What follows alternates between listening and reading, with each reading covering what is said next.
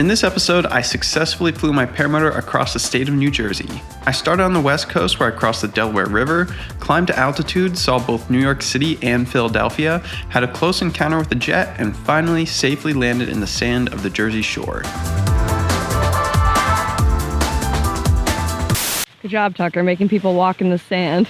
But before we get into this flight, I have some exciting news. In this episode, we are launching 3 new designs at Risky Biscuits Co. along with a brand new giveaway. For the designs, we have the new paracamping design inspired by a recent adventure with my buddies Josh and Dan. Next, we have the calculated risk in pursuit of maximum enjoyment logo. And finally, my favorite, the Paramotor space design. All of these t-shirts are printed right here in New Jersey, and each of them are also available as a decal. Now into the giveaway. If you're looking to get into the sport of paramotoring, now is your opportunity. I'm giving away my personal Parajet Maverick powered by a Moster 185. This is a really special paramotor and has been my primary paramotor featured in a number of recent episodes, including the Dunkin' Donuts run and my 8th time getting reported to the FAA. If you're not already a paramotor pilot, you will also get free training with my friends at Aviator Paramotor. I learned to fly with them about 9 years ago, and they're my #1 recommended school.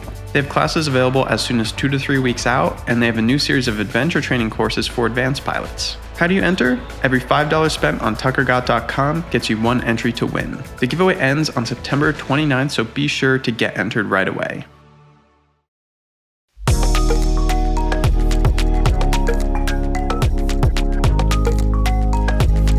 Now back to our mission of crossing New Jersey. As far as logistics go, I chose a route that avoided all controlled airspace as well as congested areas. The total distance for this flight was about 60 miles, which means I should be able to do the crossing on 1 tank of gas. With 0 wind, my paramotor flies at about 30 miles an hour, meaning it should take me about 2 hours to cross the state. I can fly for about 3 hours with a full tank of gas, so this gave me some margin for error if I encountered a headwind. Speaking of winds, the forecast for the day of my crossing showed a headwind at lower altitudes and a tailwind at around 5,000 feet. Knowing this, my plan was to fly high to take advantage of the tailwind. Okay, flying across New Jersey, take 1. Getting a late start, because obviously I like sleep, but the biggest thing I'm unsure of is what the wind conditions are actually going to be, because I researched winds aloft last night. It's supposed to be calm, and we get here and it's not calm. So I'm going to have to kind of feel out if the reality meets what they're predicting. But regardless, I think we should make it. I have the Scout, which is what I used last time because it's better for cross-country flying. And I actually overflowed the gas tank a little bit last night. So we have 3 gallons of gas. So even if I have a headwind, we still should be good. If not, then that's the adventure. I land out somewhere and I get picked up in the Epic Chase vehicle. So before we kill more time, I'm gonna get strapped up, take off, and get the adventure started. Of course, nothing ever goes as planned. My Scout wasn't running right and died a few times as I set up to launch. So I've legitimately been having issues with this engine. So let's see if I can actually get it to start.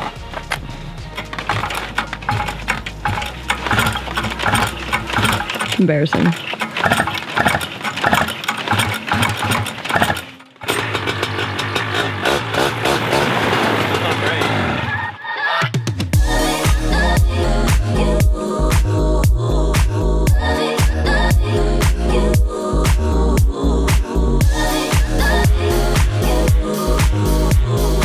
But as soon as I got off the ground, I headed a few miles west to reach the starting line. On the flight over, I could tell that the winds were not quite ideal.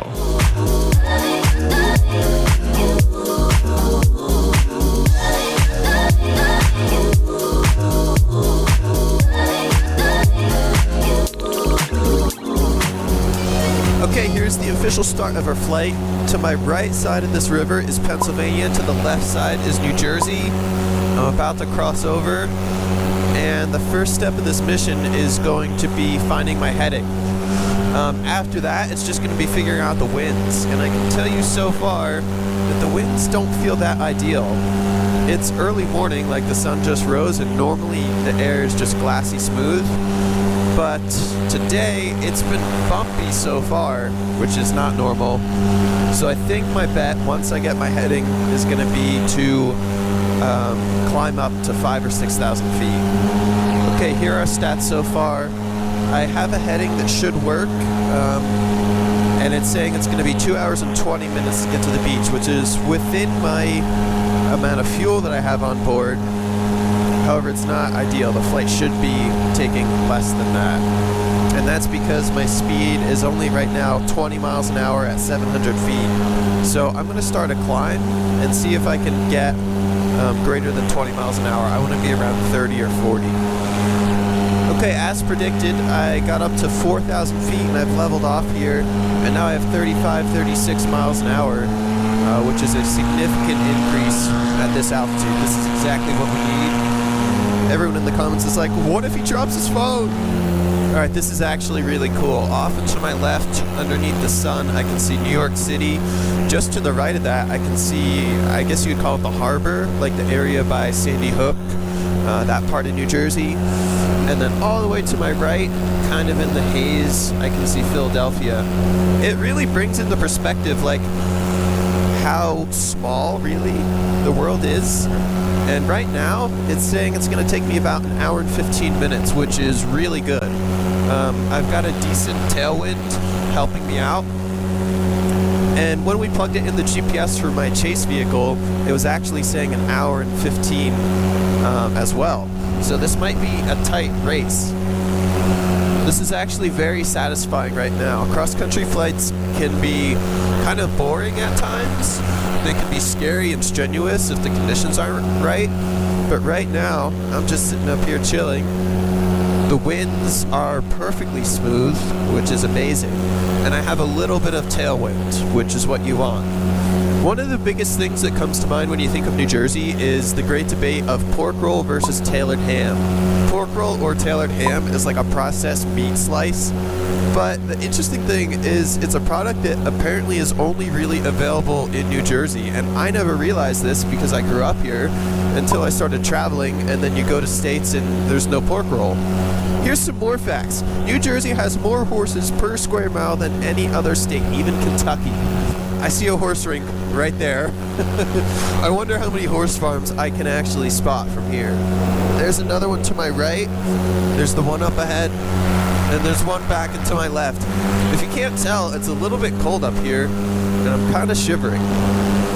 As I'm getting closer and closer to the beach out there, New York City is getting larger. And I always see it on the horizon, but I never see it up close and personal. Let's check our navigation, make sure we're still doing well. I've added a couple hundred feet on my climb, that's good.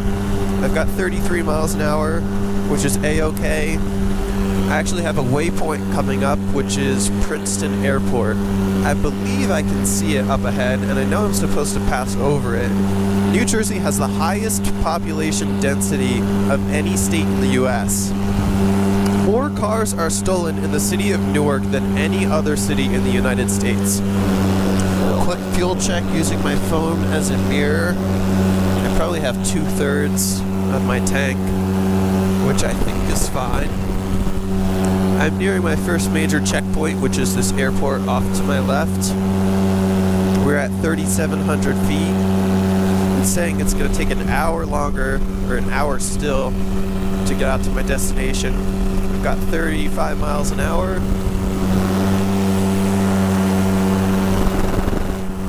And that's that I don't like.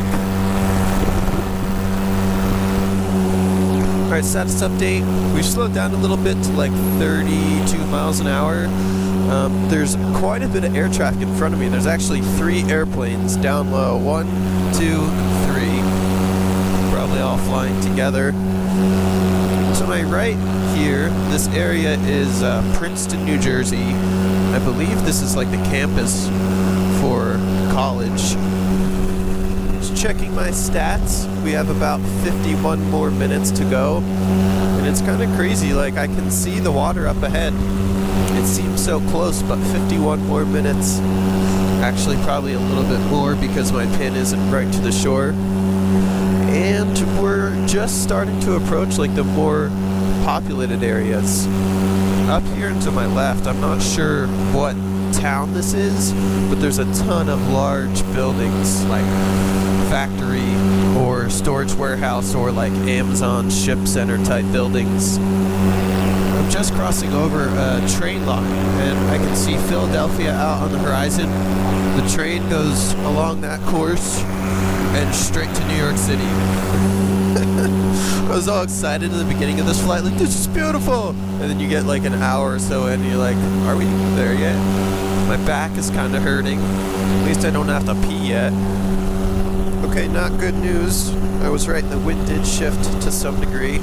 Just checking my map, and a bit slower than I would like, down to like 23, 24 miles an hour.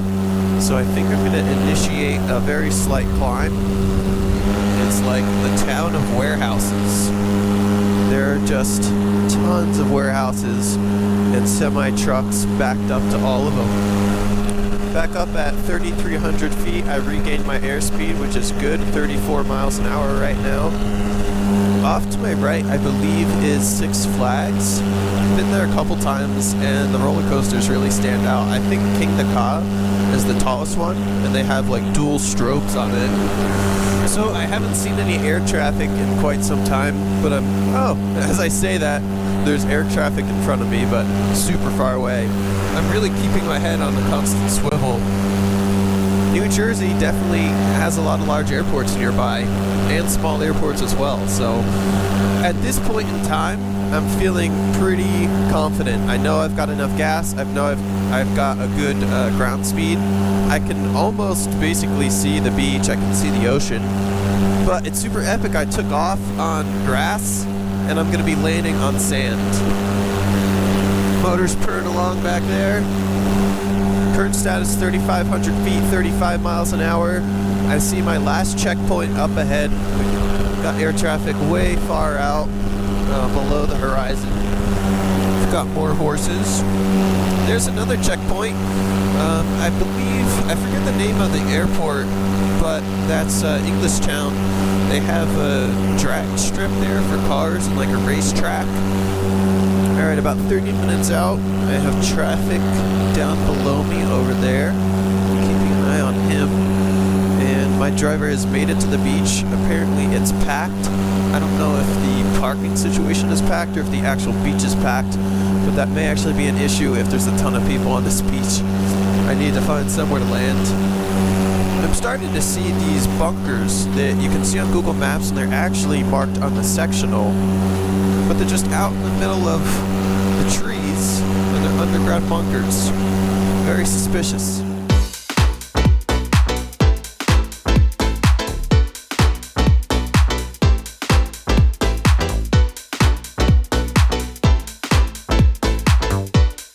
So the rest of this flight went really well. The wind stayed calm, everything was smooth sailing. I flew in over the inlet, over this random guy laying on the boardwalk, had a quick race with a seagull, and I made a victory lap up and down the shore. Then finally came in for a successful landing on the sand. Just some statistics about this flight. It ended up being just about 2 hours exactly, which means I didn't really average that much of a tailwind advantage. If anything, it ended up being a crosswind. And I burned approximately 9 liters of gas, which was a surprising amount. That ends up being 4.5 liters an hour, which is actually a little more than I thought it should be.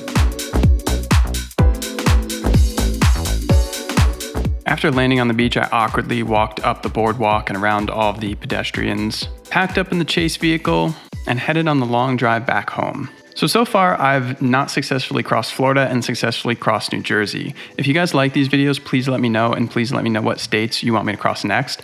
I'm thinking Pennsylvania would be a really cool one. Before we go, be sure to check out the 3 new designs on Risky Biscuits Co. Check out the space design, maybe the calculated risk in pursuit of maximum enjoyment, or the paracamping t-shirt, framed out by an actual carabiner that I use on my paramotors. Remember, every $5 spent on the web store gets you 1 entry to win the Parajet Maverick and a training slot with Aviator Paramotor. Huge thank you to those guys. One of you guys will get super hooked up with the training, with the free paramotor, learn to fly, and change your life for the better. Stay tuned, we got a lot of cool episodes coming out. Till the next one, have fun, fly safe, peace.